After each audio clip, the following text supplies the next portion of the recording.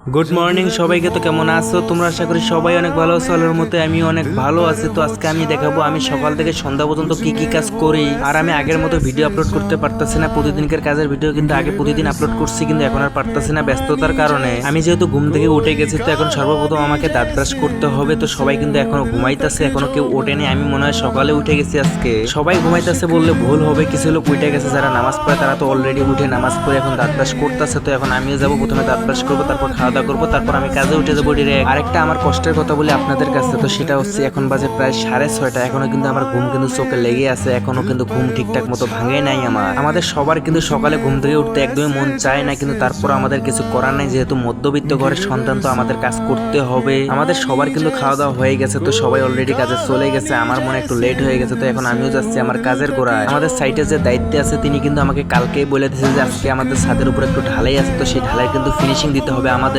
মোটামুটি কিন্তু অনেক ঢালাই করতে হবে, তো আমরা কিন্তু ঢালাই করব না, সর্দারের লোক ঢালাই করবে। আমাদেরকে ভাইবেটার মারতে হবে, পাট্টা মারতে হবে এবং ফিনিশিং দিতে হবে, ভালো করে লেভেল করতে হবে আমাদেরকে। তোমরা দেখতেই পাচ্ছ আমি কিন্তু অলরেডি ছাদের উপরে এসে পড়ছি, যেখানে ঢালাই করব, তো সেই জায়গায় কিন্তু আমি এসে পড়ছি। তো এখন সবকিছু সেট আপ করতেছি। ছাদের নিচে ভাইবেটার আছে, তো প্রথমে দুইটা হেল্পারকে পাঠিয়ে দিলাম যে ভাইবেটারটা নিয়ে আসো, তারপর লাইন নিয়ে আসো, তারপর পাট্টাটা তুলে রাখো, যাতে ঢালাই শুরু করলে আমাদের কোনো সমস্যা না হয়। তোমরা যদি স্ক্রিনের দিকে লক্ষ্য করো তাহলে দেখতে পারবা অলরেডি কিন্তু আমাদের ঢালাই শুরু হয়ে গেছে। তো শুধু এটুক ঢালাই টানা, আমাদের কিন্তু চারিদিকে ঢালাই বাকি আছে এখনো। প্রথম যখন ঢালাই শুরু করলো তখন কিন্তু একটু চাপে ছিলাম, তো এখন কিন্তু মোটামুটি আমরা একটু রেস্টে আছি। তোরা ঢালাই করতেছি, আমরা সুন্দর করে ভাইবেটার করতেছি, তারপর লেবেল করতেছি এবং ভালো করে ফিনিশিংও দিতেছি, পাট্টা মারতেছি সুন্দর করে। সাধারণত আমি দেখে থাকি যে ঢালাইয়ের লোক কিন্তু সকাল 7টায় এসে ঢালাই শুরু করে দেয়, কিন্তু এখানে এসে দেখি যে তা না, একদম উল্টোটা। এরা প্রায় আসছিল 9 থেকে 9:30টার সময়, তো এই কারণে ঢালাই শেষ করতে আমাদের একটু লেট হয়ে গেছে। আমাদের কিন্তু ছাদ ঢালাই প্রায় শেষের দিকে, যেখানে আমি দাঁড়িয়ে আছি। তো এই ছাদটা ঢালাই দিলে কিন্তু আমাদের ঢালাই আজকের মতো কমপ্লিট হয়ে যাবে। আর 4টা কলম আছে, 4টা কলম কিন্তু অলরেডি ঢালা শুরু করে দিয়েছে আরো অন্য লোকরা। আর আজকের ওয়েদারটা কিন্তু একদম জোস লেভেলের, ঢালাই করার জন্য কিন্তু পারফেক্ট একটা দিন আজকে হয়েছে।